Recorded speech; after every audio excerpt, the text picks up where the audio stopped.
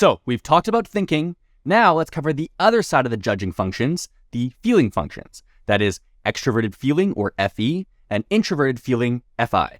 Let's start with extroverted feeling. The main emotional compulsion of FE is to establish and maintain emotional harmony between the user and others. To accomplish this, FE gives the user a very high degree of sensitivity to the emotional states of others. The FE user feels good when everybody's happy and taken care of and things are going smoothly. And on the flip side, when FE notices that someone feels bad, it compels the FE user to go and investigate why and try to help them feel better. A simple way of imagining what FE does is that it's almost absorbing other people's emotions. It's this very sensitive antenna that is constantly tuning in to the emotional states of people around it. From a young age, people who use FE as a strength tend to be very sensitive to the emotional needs of other people, as well as very perceptive of different social dynamics of groups. They tend to have a very innately accurate sense of what is socially appropriate, and also what people tend to need in order to feel better. For example, FE users tend to have a good sense of when someone needs the support of a group versus when they need to be taken aside privately and supported individually. The ethical compass of FE is pretty well encapsulated by the statement, "The needs of the many outweigh the needs of the few." The way by which an FE user defines their moral compass is in direct relation to how their thoughts, feelings, and actions affect those around them. To a high FE user, the importance of individual thoughts and moral beliefs pale in comparison to the importance of the relationships and support networks that they hold dear. As a result of their natural caring and often selfless compulsions, FE users tend to have a pretty easy time making friends and creating strong support networks that they play a very important role within. The downside to their natural tendencies is that they can often find themselves overextending themselves to meet the needs of their friends and loved ones, often risking emotional burnout. It can become particularly troublesome as FE users can dig themselves further and further into a hole as they tirelessly help other people and burn themselves out more and more, all while building up a resentment towards those same people if their efforts are not appreciated or reciprocated in kind.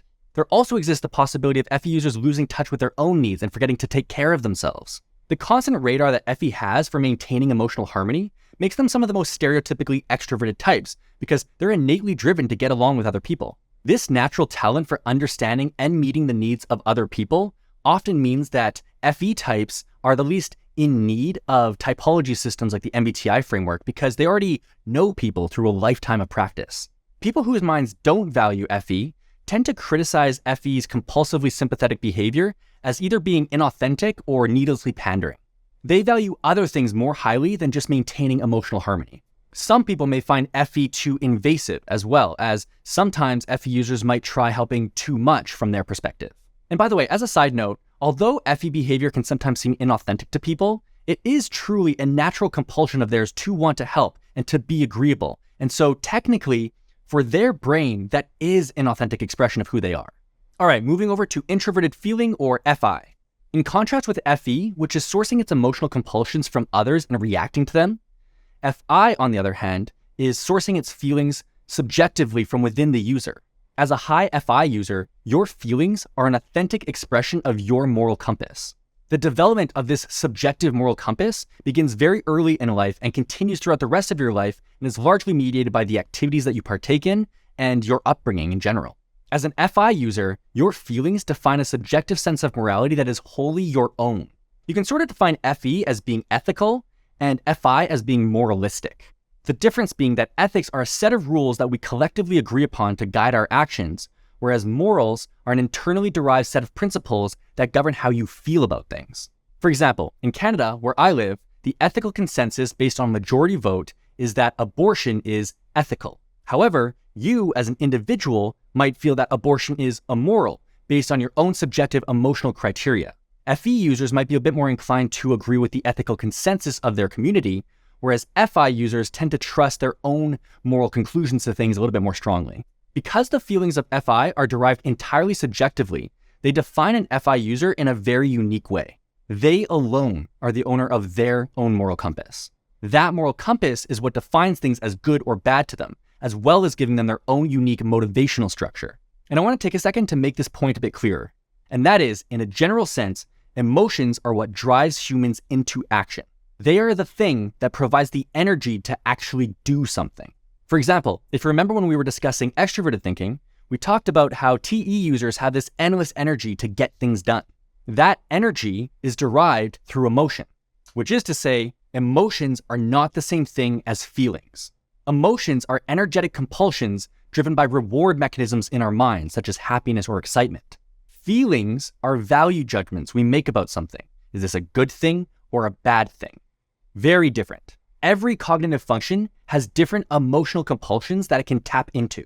For TE, there is a positive emotional reward for completing tasks, for instance. Okay, back to FI then. FI creates motivational energy in line with its authentic feelings that can make FI users feel incredibly motivated towards some type of action, or, alternatively, incredibly resistant to doing other types of actions. Often these feelings can be very difficult to describe in a logical fashion because they're not rooted in logic.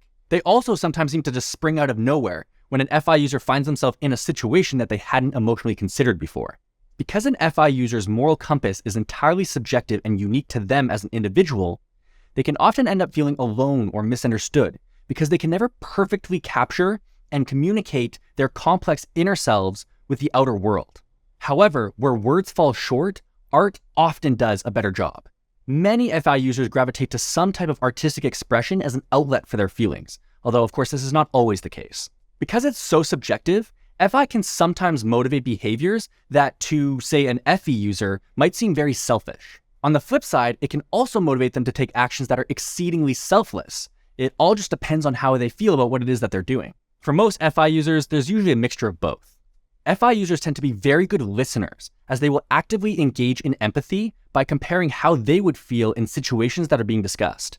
Because they're constantly in tune with their own feelings, they tend to have a very deep understanding of what it means to be human. As such, especially as an FI user grows and matures, they tend to treat people as they would like to be treated, feeling a very strong resonance with the golden rule. That is, do unto others as you would have done unto you. Introverted feeling also makes it almost impossible for FI users to engage in activities that they feel strongly are bad. This is because it rings loudly as inauthentic to who they are.